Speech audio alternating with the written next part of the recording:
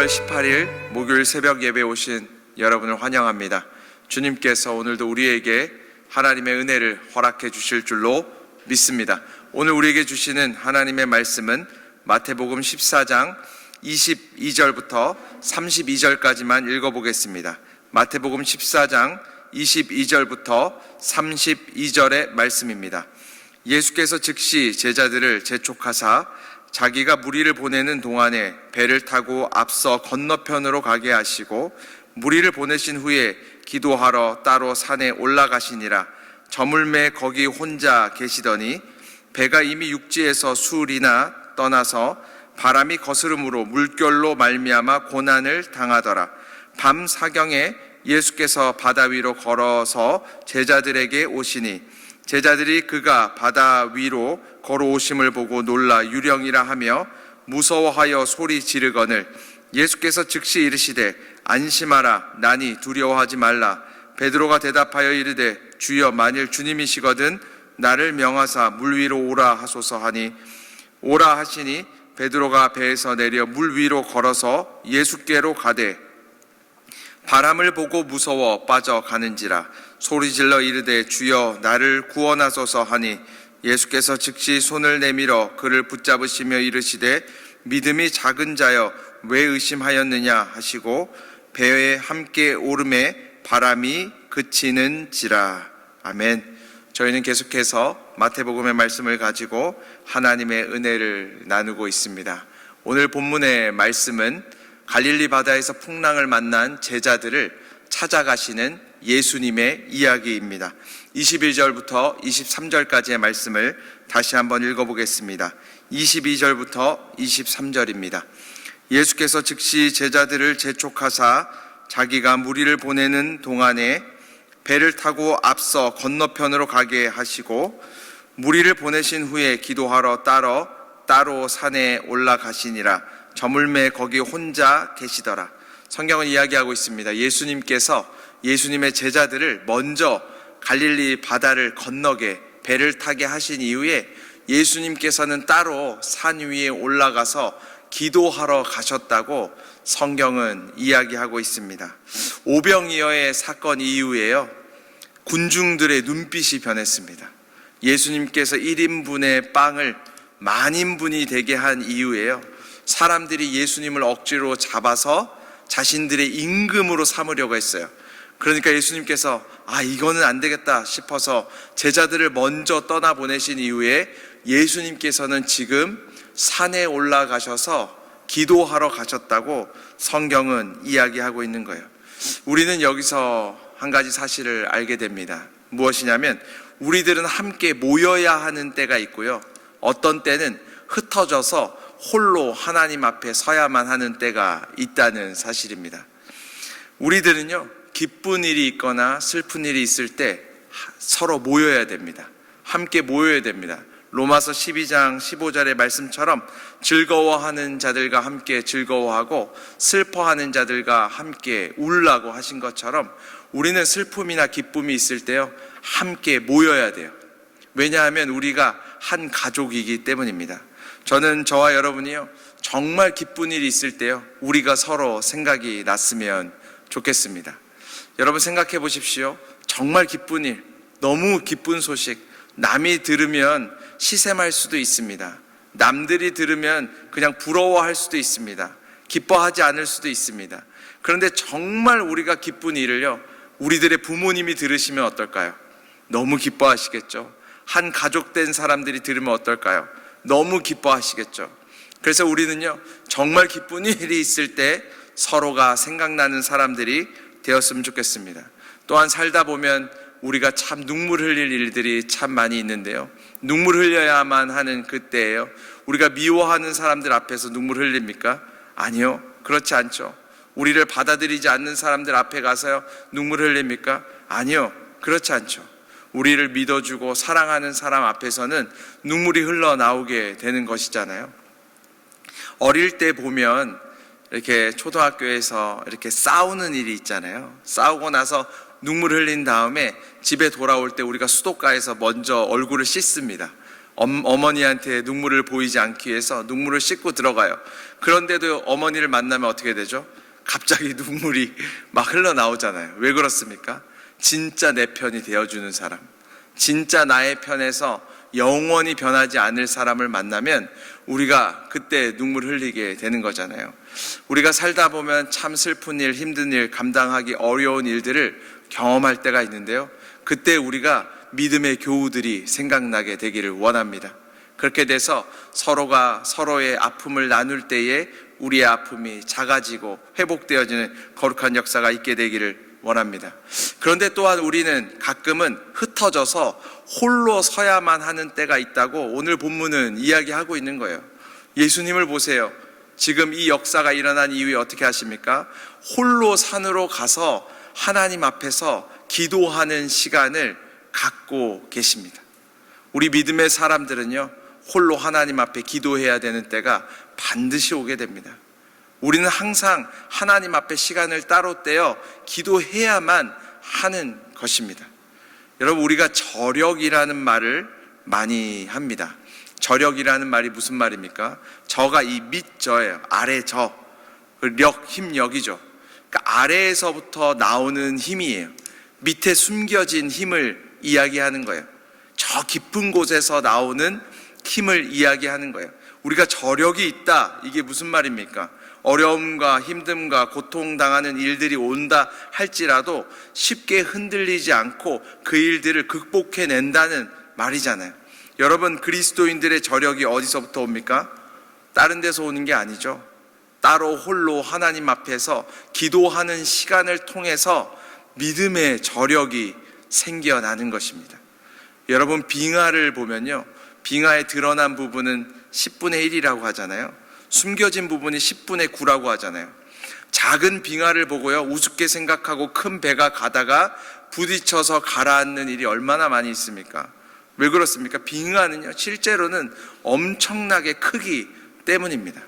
우리 그리스도인들도요, 너무 보이는 것, 드러난 것만 그게 전부인 사람들은요, 화려해 보이지만 사실은 고난이 닥쳐오고 힘든 일이 닥쳐오면 무너지는 것들을 너무나 많이 보게 돼요.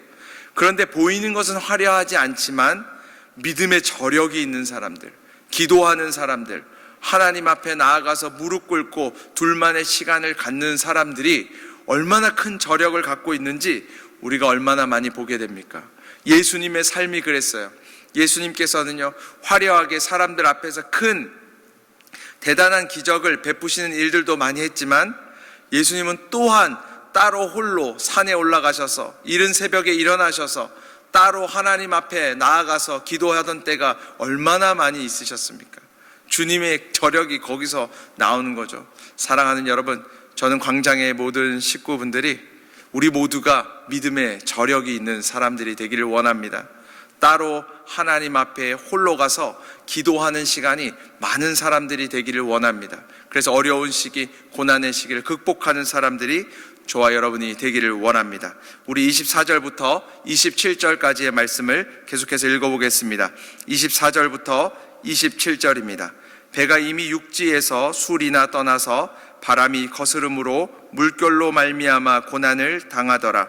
밤 사경에 예수께서 바다 위로 걸어서 제자들에게 오시니 제자들이 그가 바다 위로 걸어오심을 보고 놀라 유령이라 하며 무서워하여 소리 지르거늘 예수께서 즉시 이르시되 안심하라 나니 두려워하지 말라. 성경에 이렇게 이야기하는 거예요. 제자들이 탄 배가 밤 사경에, 이게 새벽 3시부터 6시까지 칠흑 같은 어둠 가운데 갈릴리 바다에서 풍랑을 만난 거예요. 파도를 만난 거예요. 흔들리기 시작하는 거예요. 얼마나 두렵겠습니까? 혼비백산하겠습니까? 그때 예수님께서 나타나시는데 사람들이 예수님께서 바다 위를 걸어서 오니까 이는 유령이 아닌가 이렇게 두려워하는 상황 가운데 있을 때 예수님께서 나니까 두려워하지 말라 이렇게 말씀하시는 장면에 대해서 설명해 주고 있습니다. 여러분, 이들이 얼마나 두려웠겠어요? 여러분, 이거를 남의 이야기처럼 들으면 안 됩니다. 이 바다에서 우리가 파도를 만난 적이 없기 때문에 사람들이 이 두려움을 잘 모르는데요, 이렇게 생각하면 좋을 것 같아요. 우리가 비행기 타는 일들이 있잖아요. 비행기 타고 태평양 위를 날아가다가요, 가끔 보면 비행기가 한번 크게 흔들릴 때가 있습니다. 여러분, 그게요, 한 10번만 크게 흔들리잖아요. 별 생각이 다 듭니다. 별 생각이 다 들어요. 정말 이제 죽는구나. 아마 회개도 하게 되고, 하나님 앞에 정말 회개하게 되고, 가족들 생각도 나고, 지나온 이렇게 삶이 이렇게 주마등처럼 돌아가게 되고, 이런 생각하게 되잖아요.